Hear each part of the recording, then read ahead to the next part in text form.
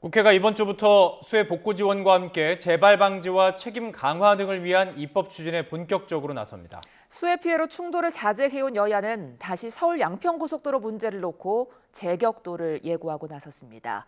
취재기자 연결합니다. 이준엽 기자.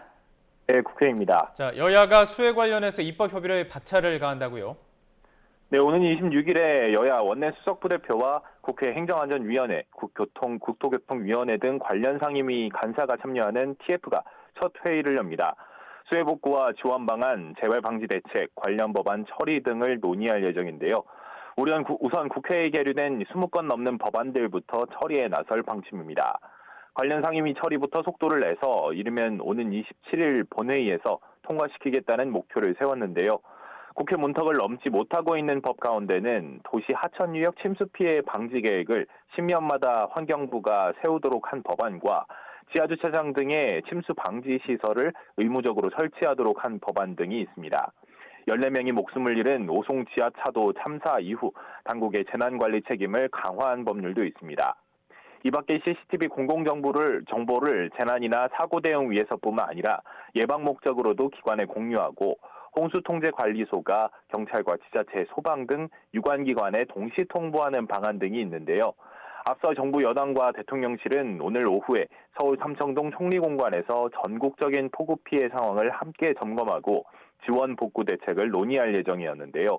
관계부처 공무원들이 지금도 계속되는 호우 대응에 전념하기 위해 일단 미뤘습니다.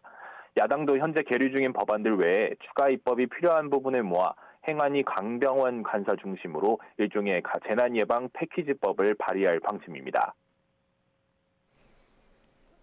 소강 상태였던 서울 양평고속도로를 둘러싼 공방 다시 시작된다고요?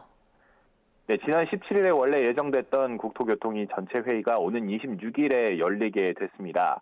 이번 회의는 2주 전부터 추진됐지만 원희룡 국토부 장관이 나토 순방에 동행하고 수해 피해로 한 차례 늦춰지는 등 계속해서 미뤄졌었는데요.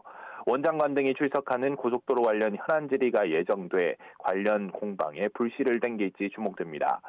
민주당은 서울 양평고속도로 종점 변경 과정이 부적절했다거나 김건희 여사 일가에게 특혜를 주기 위해서라면서 공세를 이어갈 것으로 보입니다. 이에 국민의힘도 노선 변경은 민간업체의 제안으로 이뤄진 것이고 특혜나 외압과는 무관하다며 반박하고 나설 것으로 예상됩니다. 지금까지 국회에서 YTN 이준엽입니다.